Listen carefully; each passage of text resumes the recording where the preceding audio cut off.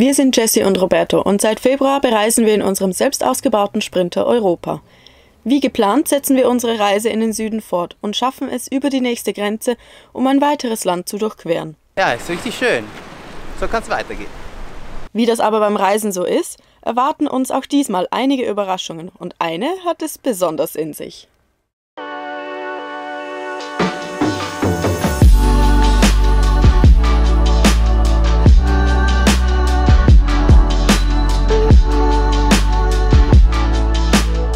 Was für ein wunderschöner Spot und damit willkommen zu unserem neuen Vlog. Hallo zusammen. Dieser See hier befindet sich immer noch in Rumänien. Wir sind also noch nicht weitergefahren, denn wir möchten noch ein paar Dinge erledigen, bevor wir uns die Weiterreise gönnen. Und heute möchten wir ein paar dieser Dinge weiter angehen. Ja, und eine dieser Dinge ist unser Wasserhahn da hinten, der noch immer kaputt ist. Wir haben zwar den neuen schon bekommen, aber noch nicht eingebaut und das machen wir jetzt heute.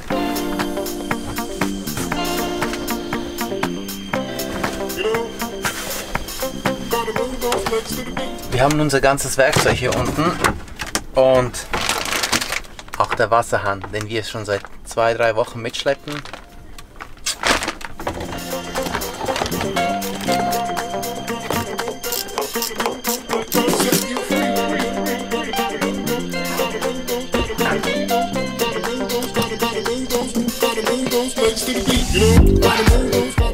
Der alte ist draußen, der neue kann jetzt installiert werden.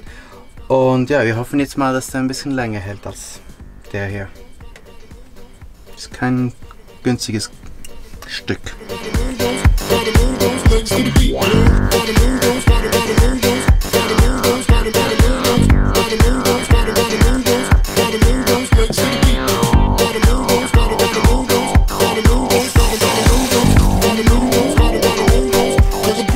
Ja, es sieht alles dicht aus. Ich bin richtig froh, dass wir das endlich mal gemacht haben.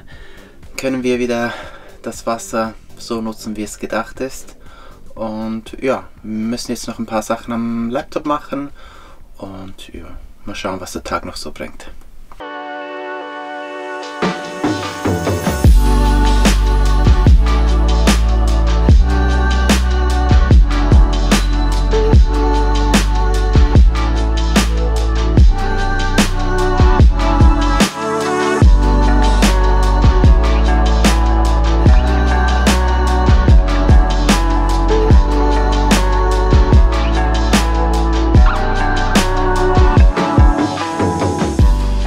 Ich glaube, ich höre einen Motor. Wir bekommen gleich Besuch. So schön die Ruhe hier auch war. Seht mal, wer der kommt.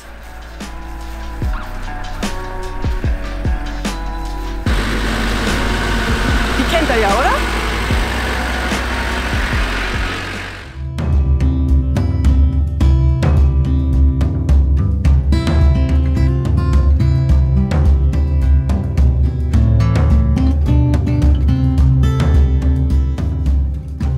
Wir haben jetzt ein paar Tage hier verbracht an diesem wunderschönen Ort und mittlerweile ist das Camp auch gewachsen. Zoe und Merlin sind auch nochmal dazugestoßen.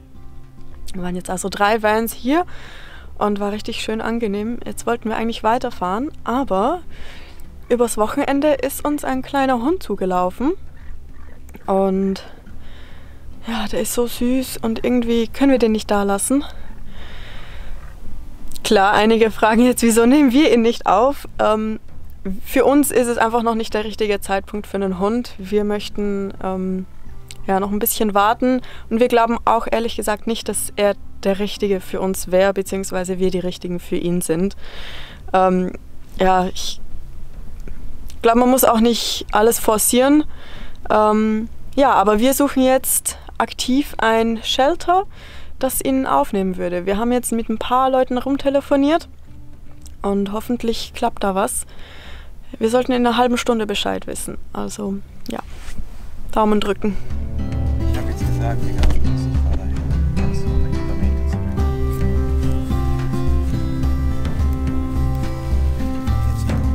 Aber in welche Richtung? Richtung. Also tendenziell aber Richtung die Richtung, wo wir lang müssen, oder? Naja, es ist Kamaradeli. Du posierst aber für die Kamera, du. Was ich muss hier schreiben. Also, wir haben jetzt jemanden gefunden, die jemand anderen gefunden hat, die den Hund nehmen würden. Und wahrscheinlich machen wir jetzt eine Hundeübergabe am Kaufland. Kaufland Bukarest? Nee, Slobosja. Wo sie ihn dann abholt und irgendwo hinbringt. Und das wäre richtig cool, wenn er dann irgendwie ein Tierheim finden würde. 40 Minuten von hier. Also 50 Minuten. Aber in welche Richtung? Warte, geh nochmal drauf, manchmal stimmt das. Oh.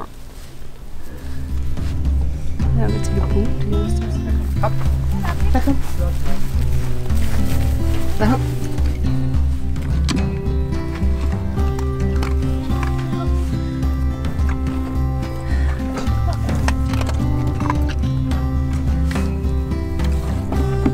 Super!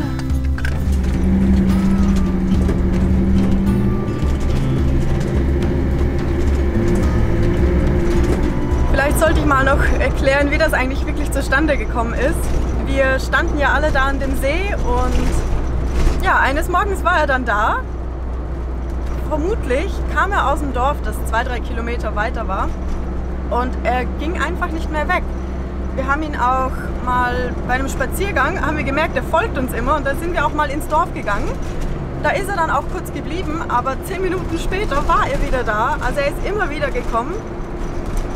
Und ja, bei uns hat er dann auch irgendwann ein bisschen Liebe bekommen und auch ein bisschen was zu essen, denn er ist ja schon sehr mager.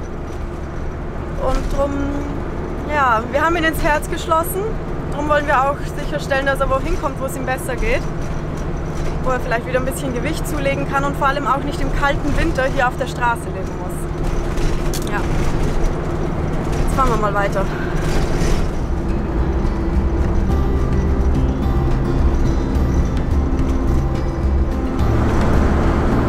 Man merkt, er ist sich nicht so gewöhnt, Auto zu fahren. Er findet es mega irgendwie, er ist richtig reizüberflutet. Er muss überall hinsehen und ist ganz nervös. Wir haben auch 2 Kotztüten zur Sicherheit dabei, aber die haben wir bis jetzt noch nicht gebraucht. Also insofern, es geht eigentlich erstaunlich gut, muss man auch sagen.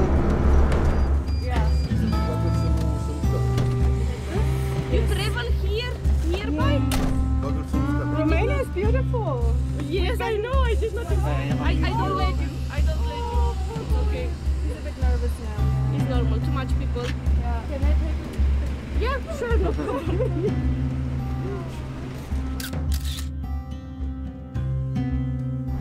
Wir haben den Kleinen abgegeben, aber sie haben einen sehr sympathischen Eindruck gemacht. Wir glauben, er ist in guten Händen. Mittwoch soll er zum Tierarzt kommen und wir werden auch regelmäßig Updates erhalten zu seinem Status. Sie versuchen dann ein Shelter zu finden für ihn, denn selber haben sie noch keins.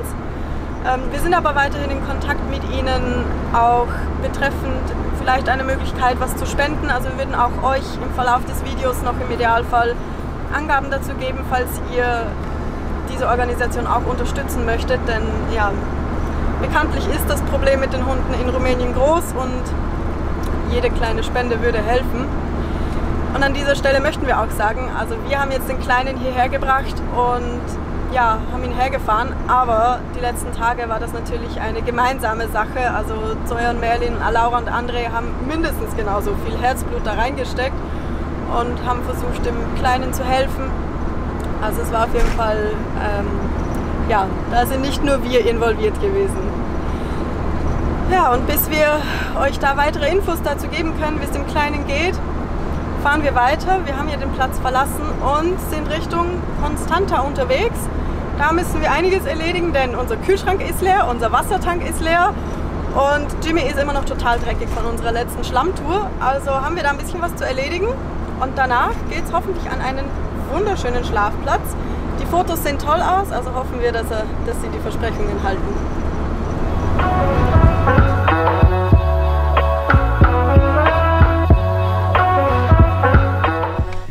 Wir stehen an einer Raststätte und haben gerade gefragt, wir können den Wasserhahn hier benutzen und füllen mal unseren Tank auf.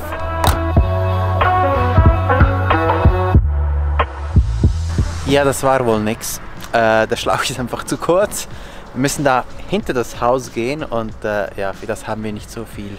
Nicht mal mit der Verlängerung hat es gereicht. Wir haben den extra Schlauch angeschlossen und ach, das war zu kurz. Naja, wir fahren jetzt zum nächsten Platz und schauen mal, ob wir da erfolgreicher sein werden.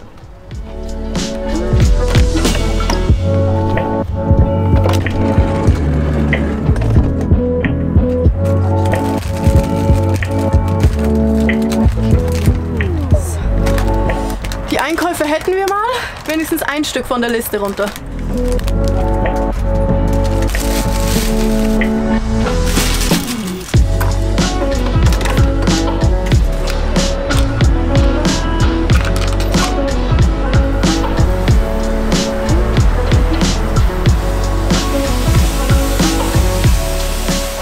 Heute ist irgendwie nicht unser Tag. Wir hatten 5 Lay Cash, die wir in den Automat reingelassen haben. Damit haben wir einen Jeton rausgekriegt. Aber für weitere Jetons müssten wir mit der Karte zahlen, denn wir haben kein Cash mehr. Und der nimmt unsere Karten nicht an. Ja, der Van ist aber schon eingeseift. Jetzt hat Roberto hier diesen Schlauch gefunden und spritzt den Van mit dem Schlauch ab. Ja, mal sehen, wie sauber Jimmy damit wird. Ich glaube, ja, so gut wird das Ergebnis nicht, aber ist besser als gar nichts.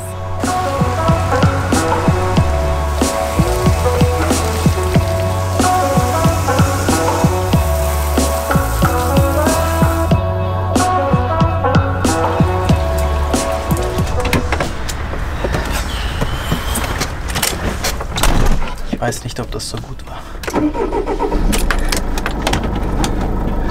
Schnell weg.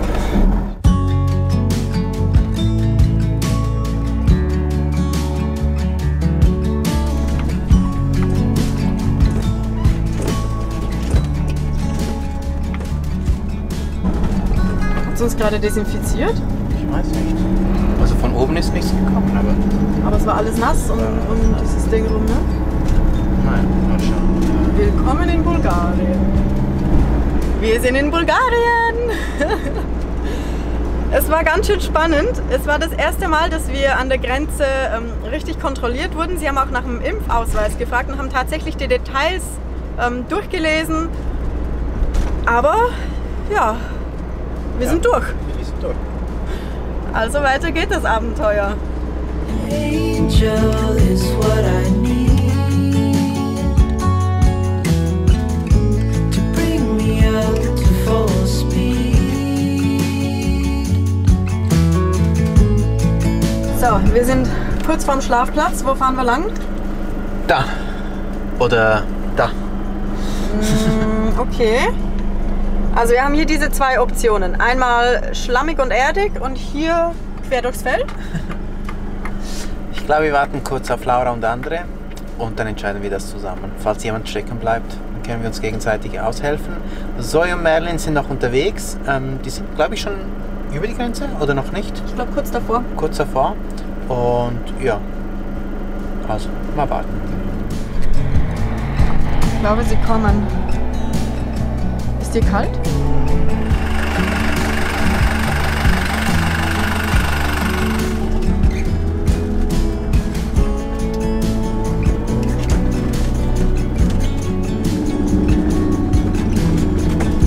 Rechts dran vorbei. Und wir sind fast da. Achtung doch.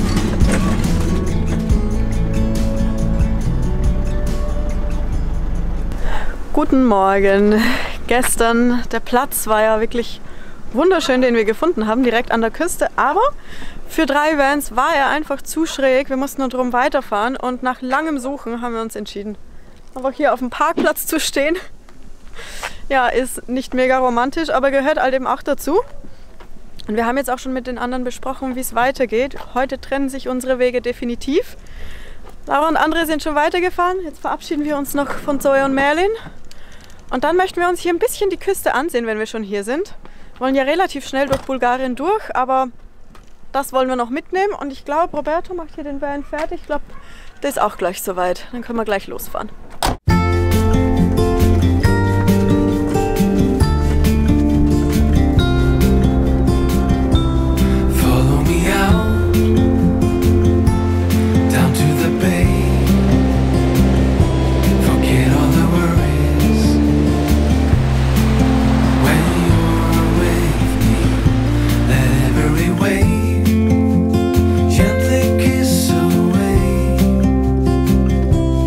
Some of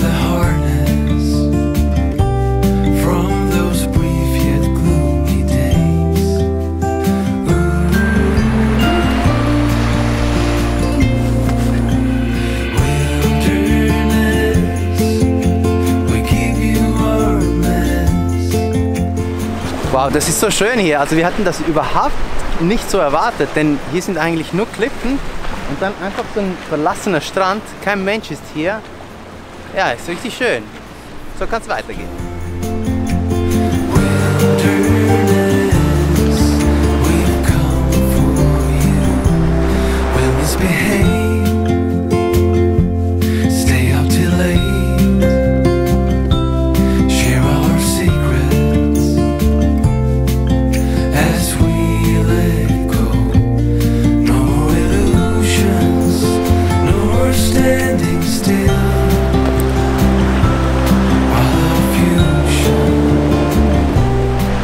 Ein wunderschöner Strand. Ich bin immer noch so begeistert. Jetzt fahren wir weiter und hoffen, wir sehen noch mehr so Schönes. Wir gehen nämlich die Küste entlang zu den Steinformationen.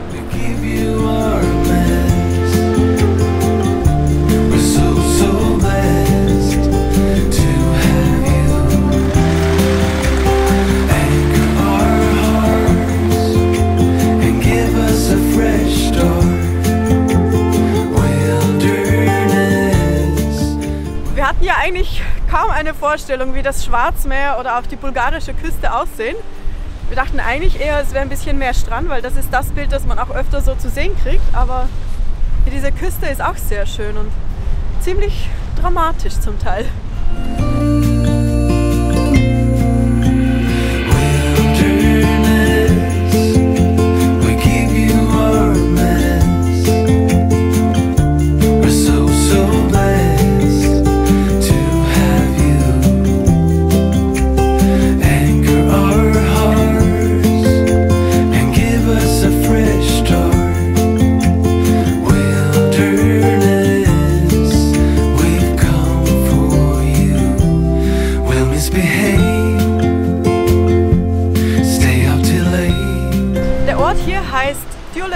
Oder so ähnlich.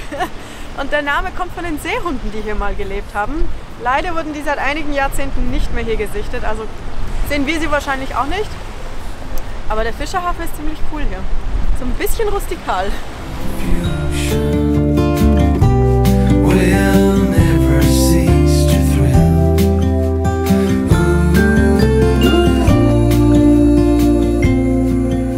Die Küste Bulgariens ist ja wunderschön. Strand, Klippen, alles hat sie irgendwie zu bieten. Wir fahren jetzt weiter in den Süden, sind aber froh, dass wir das noch mitgenommen haben.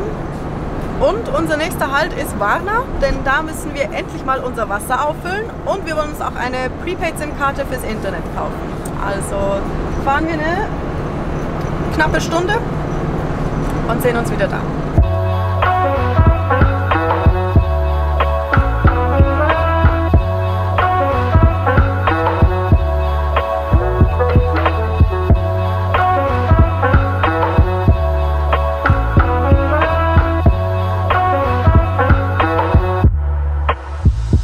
Meistens füllen wir das Wasser an Tankstellen, denn da haben sie am ehesten einen Anschluss, wo wir auch mit dem Gardena einfach dann dran andocken können.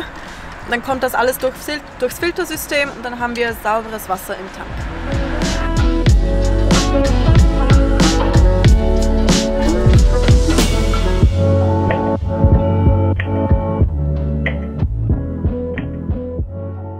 Wir befinden uns wieder im Inland, denn wir haben den Tipp bekommen, dass hier ein richtig cooles Fort zu sehen sein soll. Darum haben wir jetzt noch mal ein bisschen mehr Strecke gemacht, sind hierher gefahren und hoffentlich schaffen wir es auf den Sonnenuntergang. Hoffentlich verzieht sich die Sonne bis dahin nicht. Und vor allem haben wir jetzt ganz viele Stufen vor uns, also machen wir uns auf den Weg.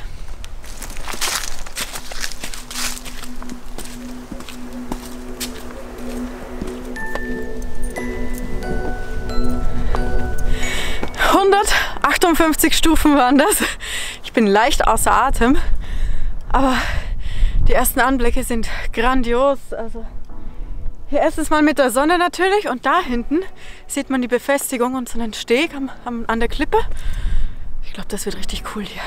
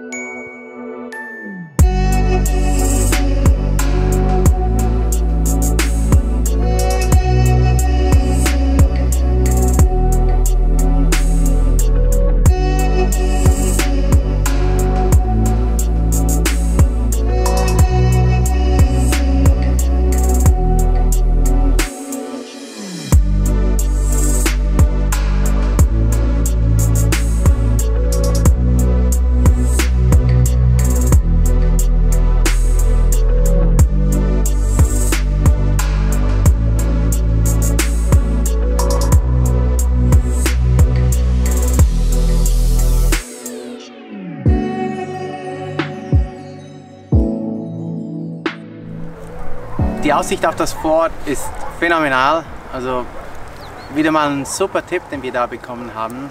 Oh ja. Ja, und auch die Tafelberge sieht man hier, ich glaube, hinter uns recht gut. Man hat es ja bei der Anfahrt schon gesehen, aber jetzt hier von oben sieht es nochmal anders aus. Das ist einfach... Hat sich wieder mal gelohnt. Ja, auf jeden Fall.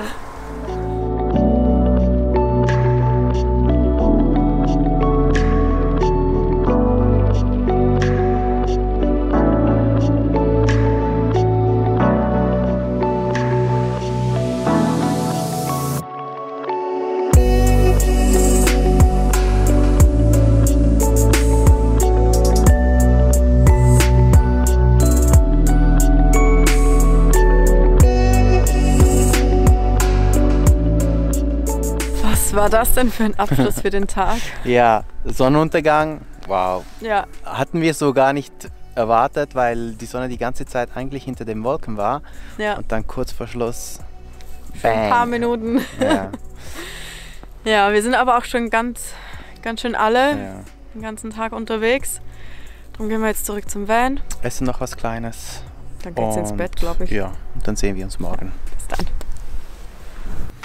In den letzten Tagen sind wir ein wenig weitergefahren und befinden uns hier an einer Raststätte. Nicht ein so romantischer Platz, aber gehört halt auch zum Vanlife. Das Internet ist gut und wir nutzen die Zeit, um ja, ein paar Sachen zu erledigen.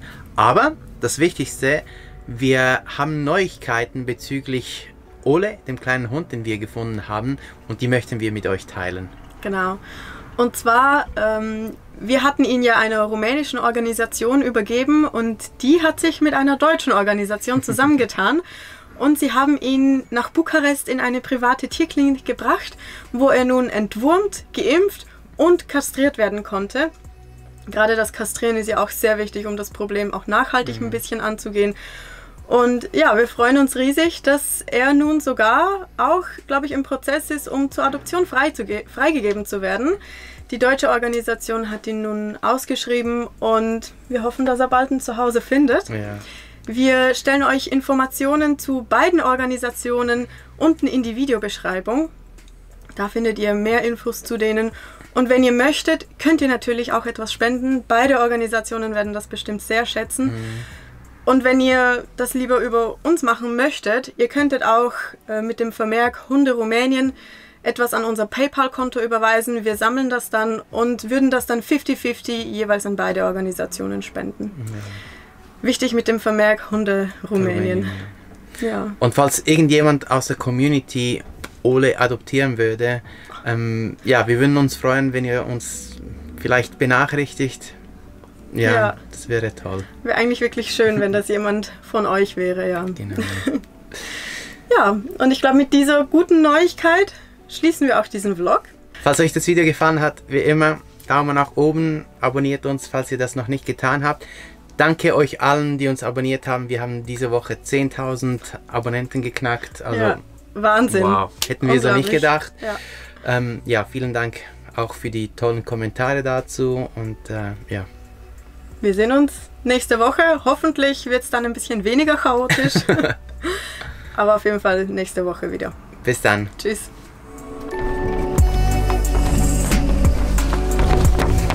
Dass wir hier unter... Na, Wie wunderschön ist denn die Kultur? ja,